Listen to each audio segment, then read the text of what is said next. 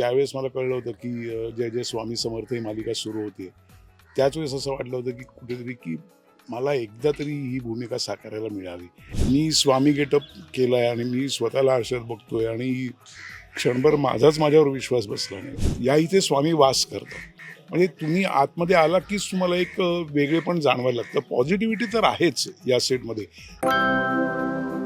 Hello नमस्कार friends, मी मज्जाची नीलम. जय जय स्वामी समर्थ या मालिकेच्या सेटवर आली आणि सुनील सर माझ्यासोबत आहे. सर, श्री स्वामी समर्थ. श्री स्वामी समर्थ. कसे आहात? मी मस्त, झकास. तर मालिका आता एक वेगळ्या वळणावर आहे आणि आता अचानक या मालिकेसाठी विचारणा मला सगळं सर विचारणा झाली तेव्हा ही भूमिका करणं प्रत्येकाला वाटतं ही आपल्या वाटेला यावी. आत्ता ही भूमिका तुमच्याकडे आल्यावर काय भावना होतात? जसं तू मगाशी म्हणालीस की असं प्रत्येकाला वाटत असतं की स्वामींची भूमिका मला करायला मिळाली. तसंच हे माझं देखील एक स्वप्न होतं. म्हणजे ज्यावेळेस मला कळलं होतं की जय जय स्वामी समर्थ ही मालिका सुरू होते, त्याच वेळेस असं वाटलं होतं की कुठेतरी की मला एकदा तरी ही भूमिका साकारायला मिळावी. आणि स्वामींच्या कृपेने आणि त्यांच्या इच्छेमुळेच आज एका वेगळ्या टप्प्यावर येऊन आज ही भूमिका मला करायला मिळते. पण जेव्हा म्हणजे असं म्हणणार की जेव्हा तुम्ही स्वामीच्या या लुकमध्ये तुम्हाला स्वतःला आरशात पाहिलं, ती पहिला तो क्षण काय होता जेव्हा तुम्हीच आरशामध्ये स्वतःला पाहिलेलं? तो क्षण खरोखरच रोमांचकारी होता. म्हणजे लिटरली की मी स्वामी गेटअप केलाय आणि मी स्वतःला आरशात बघतोय आणि क्षणभर माझ्यावर विश्वास बसला नाही की अरे काय ट्रान्सफॉर्मेशन होतं ते. पण ही भूमिका आहे ना, तुम्ही आत्मसात करता आणि या भूमिकेमधनं सगळेच जण अनेक वेगवेगळा बोध घेतात आणि स्वामी आपल्याला कधी कोणत्या रूपात भेटतात. कुठेही आणि कोणत्याही रूपात भेटतात. मला हेच जाणून घ्यायचं, तुम्हाला कधी भेटले आहे? मी तर असं म्हणेन की मी जेव्हा रोज शूटिंगला येतो तेव्हा रोज मला स्वामी वेगळ्या वेगळ्या रूपात भेटत असतात. एकदा अशी कोणती आलेली प्रचिती आहे जी लक्षात राहणारी? असं आपल्या आयुष्यात बरेच क्षण येतात की ज्यावेळेस आपल्याला खरंच कोणाच्या तरी मार्गदर्शनाची किंवा मार्गदर्शन म्हणण्यापेक्षाही कोणाच्या तरी आधाराची गरज असते आणि त्यावेळेस ते मिळतं. असं झालेलं आहे की एक विश्वास असतो ना की ठाम की ती कुठली तरी शक्ती आहे. कारण मी सांगेन की 18-19च्या नंतरचा काळ लागोपाठ 2 हिंदी पिक्चर करून पूर्ण झाले होते आणि पुढे जवळजवळ 6 महिने माझ्याकडे काही काम नव्हतं. पण एक विश्वास होता त्याच्यावर की नाही, मला काम मिळणार आणि मला हवंय तेच मिळणार. जेव्हा पहिला फोन आला आणि विचारलं गेलं की अशी भूमिका आहे आणि आता ती तुम्ही साकारणार का, त्या फोन नंतर काय भावना होत्या आणि काय मुवमेंट होता तो? मी एका क्षणात हो म्हणून गेलो की यस मी करणार. कारण माझं ते स्वप्न होतं. आणि मग मी विचार केला की अरे केवढं मोठं आव्हान आहे आपल्यापुढे की एक भूमिका आणि ती सुद्धा साधी सोपी कुठली भूमिका असते तर गोष्ट वेगळी. डायरेक्ट स्वामी समर्थांची भूमिका करायची. म्हटलं हे आपण आव्हान स्वीकारू शकू की नाही, पेलू शकू की नाही. पण नंतर असंही मनात आलं की अरे स्वामींनीच माझ्याकडे हे काम आणलं नसेल कशावरून, ते करून घेतील की माझ्याकडून. अगदीच, आणि स्वामी स्वतःहूनच येतात आपल्या भेटीला आणि असंच तुमच्या वाटेला हे काम आलं. पण सर, ही भूमिका साकारताना एक अशी गोष्ट जी अंगवळणी पडली किंवा स्वतःत एक बदल झालाय या भूमिकेनंतर, असं कोणतं जाणवतं? बदल म्हणायला गेले तर तसे खूप असतात, पण ते खूप बारीक बारीक असतात जे आपल्याला आत्ता लक्षात येत नाहीत. कालांतराने आपल्याला कळतं की अरे आपण आधी हे करत होतो आणि हल्ली हे करत नाही. आणि आत्ता तसं वगैरे गेलं तर 13 मार्चपासून मी ही भूमिका घेतली. म्हणजे हार्डली आता 2 महिने होतील ही भूमिका करायला लागून.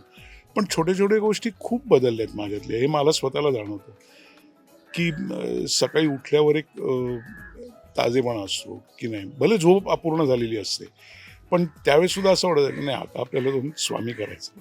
हो, पण सर, हे या सेटवरचं वातावरणच ना एकदम असं म्हणू शकतो की पॉझिटिव्ह वाईब देणारं आहे.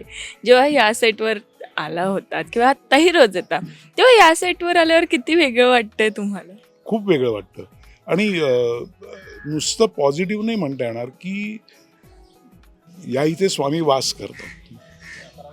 म्हणजे तुम्ही आतमध्ये आला कीच तुम्हाला एक वेगळेपण जाणवायला लागतं. पॉझिटिव्हिटी तर आहेच या सेटमध्ये, नो डाऊट 100% आहे.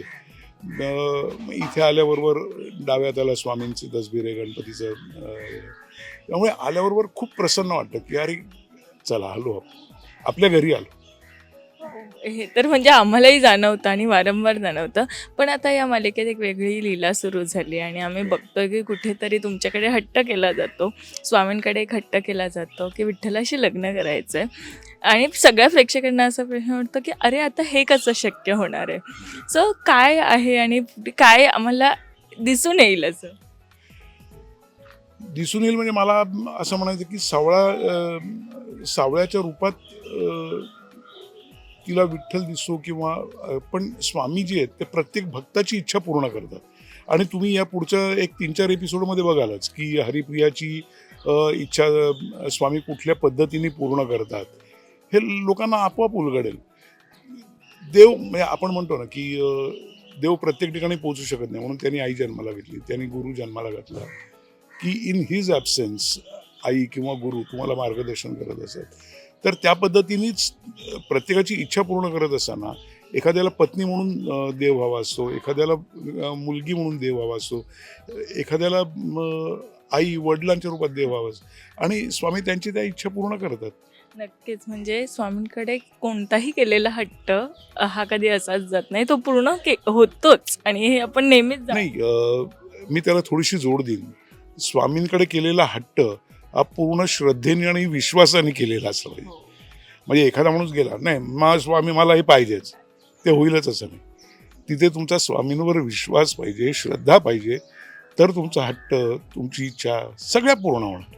आता आम्ही वेगवेगळे प्रोमो बघतो आणि त्यात वेगवेगळ्या गोष्टी घडतात किंवा आता मालिकेतही बघतो वेगवेगळे ट्रॅक घडतात.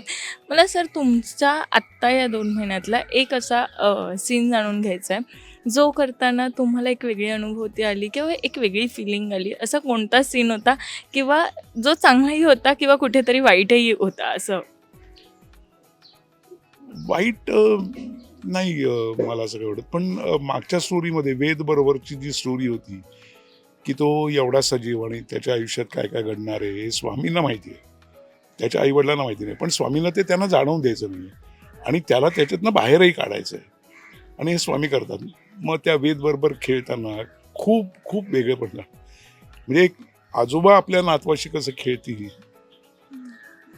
खरं तर इकडे सगळेच पॉझिटिव्ह वाईब देणारे आहेत आणि मला असं वाटतं की आता मालिका एक वेगळ्या वळणावर आली आणि 1800 भाग मालिकेचे पूर्ण झाले.